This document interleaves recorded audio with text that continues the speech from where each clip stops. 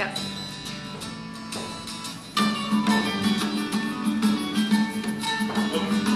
That's enough. That's enough. All right, fine. Take some space and have some mass. It comes in different.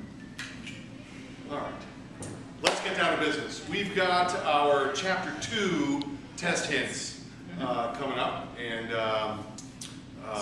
Very soon. yeah, so Time to get on it and watch these things, and bravo for you for stepping up and watching this. yeah. So what we do here with these test hints, since we did our Chapter 1 test a little bit differently, is we'll go through the same test hints that you have available to you on Moodle, or you probably already printed a copy because you're a dedicated, motivated student. And we'll kind of give you the background and topic and maybe some pointers for each of these, kind of some things to watch for, and just like kind of an overview to help you study for the test. So here we go. Take it away, number 1. There we go. Question number 1 is going to be a question about the definition of matter.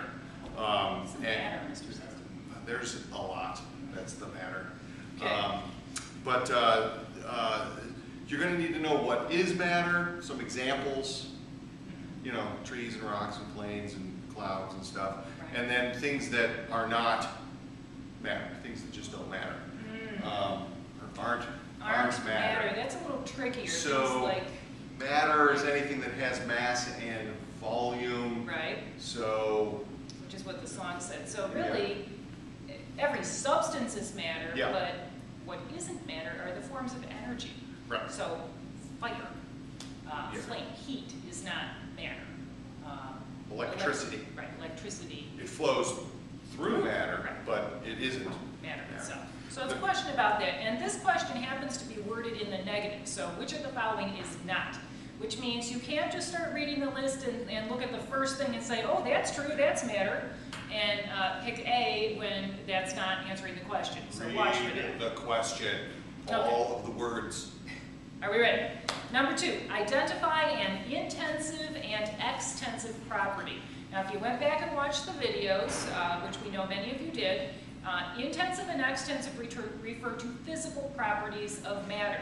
And the intensive properties are the ones that are very helpful to us, that do not depend on the size or shape or amount. They're a property that is true for that substance, something like its density or its boiling point. It's magnetic attraction or something like that. Or not. And, Yeah. as opposed to an extensive property, which would be like a 5-gram sample or in the shape of a ball, something Right. like that. So a question to help you pick out a property and think about, does that depend on how much we have or not? Number 3? Got it. Number 3 is telling the difference. The high school word for that is differentiating between physical properties and chemical properties. This question also happens to be worded in the negative, Oh, yeah. where which of the following is not Right. an example of, or something like that. So you need to know your physical properties and chemical properties.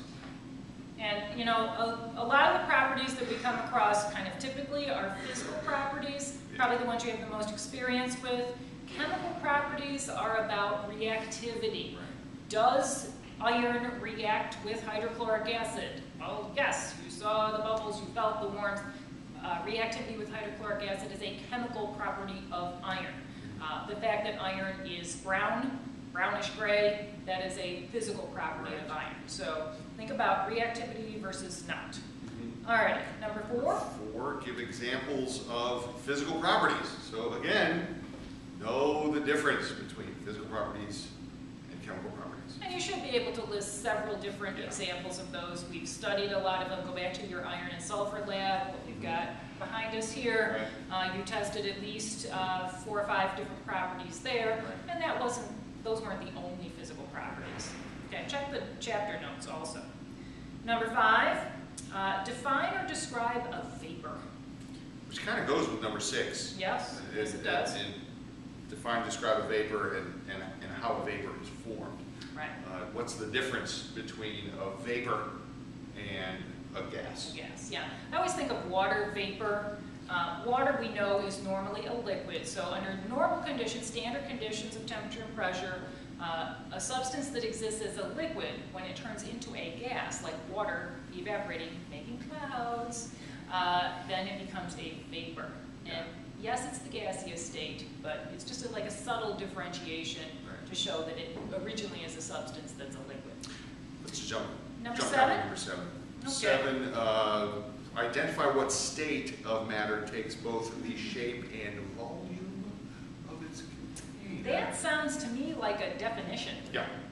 I bet if they looked up the vocabulary terms at the end of the chapter, and they There's could a- easy find. There's a real nice graphic. There's a real nice graphic yeah, in the yeah. textbook, but they actually have to open it. Yeah, well, they're studying for this big test. Well, the kids that watch this Right.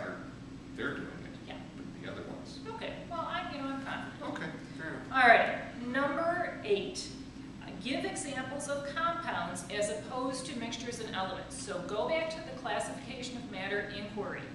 Compounds are things that are chemically bonded in the code. The letters are together. In the model, the shapes were touching each other. In real life, the sodium is bonded to the chlorine to make the ionic compound table salt, sodium chloride. Chemical compounds, not watered down Kool-Aid, Right. Jell-O. not Jell-O, not iron, Right. okay? Things that are chemically bonded. Right. Number 8, give it, or no, was that Number number? 9. Yeah, number 9. Identify a compound from a list of chemical formulas. So you need to know what a chemical formula looks like. So here's one, H2O. How do you know this is a chemical compound? Well, here's some H's, which is an element. Right? Here's some O's, which is a different element, combined, represented by a chemical formula. You have 2 or more elements chemically combined. Here's 2 letters, C and U, I see you. but it's a capital C and a little u. That is a chemical symbol Right, for an element. right, element number 20. And, in that inquiry, they wrote for mixtures, they wrote that ampersand, the and sign between The snowman? symbols for the, yeah. Okay. Snowman, okay. Gotcha. You